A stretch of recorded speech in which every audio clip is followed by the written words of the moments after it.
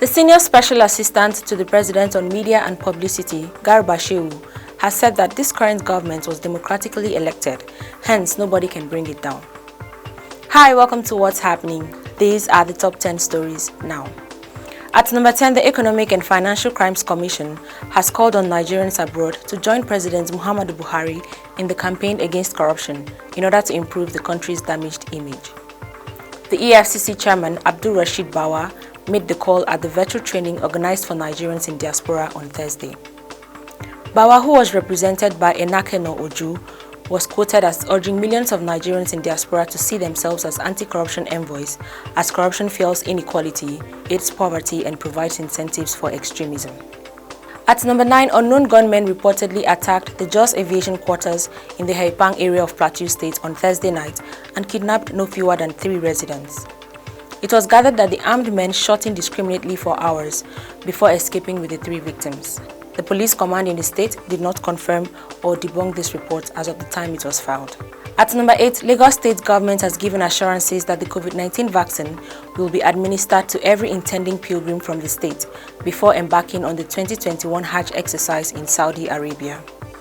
Commissioner for Home Affairs Prince Anofu Olarenwaju Elegushi, while delivering his opening remark at a training program organized by the State Muslim Pilgrims Welfare Board for its scheduled officers, ulama and Hajj guides, held at the Shamsi Adisa Thomas Mosque Hall, GRA Ikeja, recently gave the assurance. He stated that Governor Babajide Sanwo-Olu would do everything humanly possible to ensure that each of the intending pilgrims is vaccinated, despite the fact that the number of vaccines given to the state by the federal government is inadequate to satisfy the state's population. At number 7, the United States Senate has confirmed the nomination of Nigerian-born Adewale Adeyemo as the Deputy Secretary of the Treasury Department, making him the first African-American to hold the position. The U.S. confirmed Adeyemo's appointment on Thursday by voice vote, a procedure used when there is little or no opposition. Adeyemo is 39 years old. He served in the administration of former President Barack Obama as Deputy National Security Advisor for International Economics.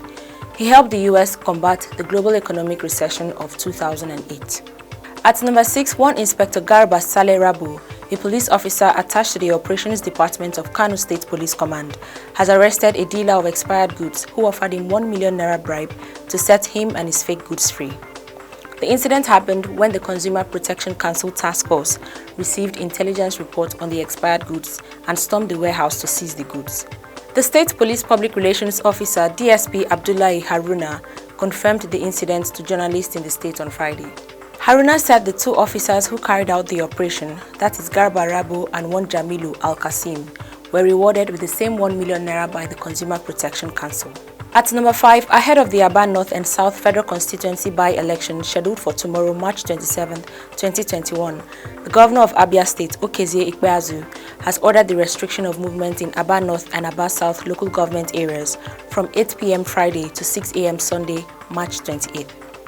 The restriction is to enable electorate to cast their votes and elect who will occupy the seat of late Ossi Prestige of the All Progressives Grand Alliance, who died on February 6th in Germany.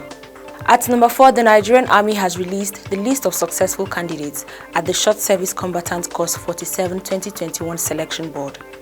This was revealed in a statement issued by the Army on Friday. The successful candidates were advised to report for office cadet training at the old site of the Nigeria Defense Academy in Kaduna on Tuesday, April 6, 2021. The Army warned that successful candidates who fail to report to the Academy by 6 p.m. on April 7, 2021 will forfeit their positions and be replaced by another candidate on the reserve list.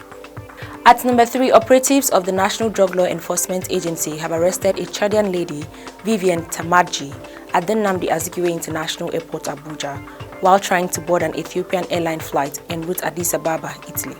She was arrested with 234.35 grams of heroin concealed in a private part.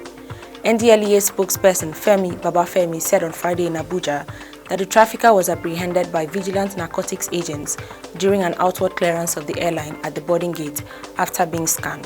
The suspect said the owner of the drug was to pay her 10,000 euros for the successful delivery of the drug to Italy.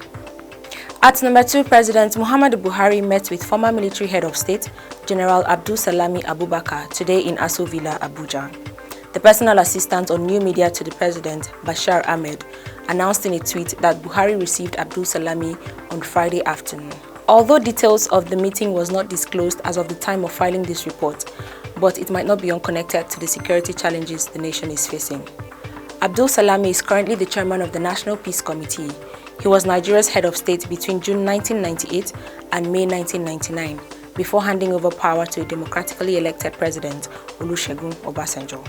Finally, at number 1, the senior special assistant to the president on media and publicity, Garba Shehu, has said that this current government was democratically elected, hence nobody can bring it down. Shehu said this in a program on Channels Television today. In his words, nobody can bring down the government because this is a government elected democratically. He also assured Nigerians that the administration of President Muhammadu Buhari was doing everything to address multiple challenges facing the country, especially in the area of security. He added that the government is still making progress in agriculture, economy, anti-corruption, which are the key policies that brought the party and the government to office. Always remember to wear your mask, wash your hands and stay safe. That's all for today. See you next time on What's Happening.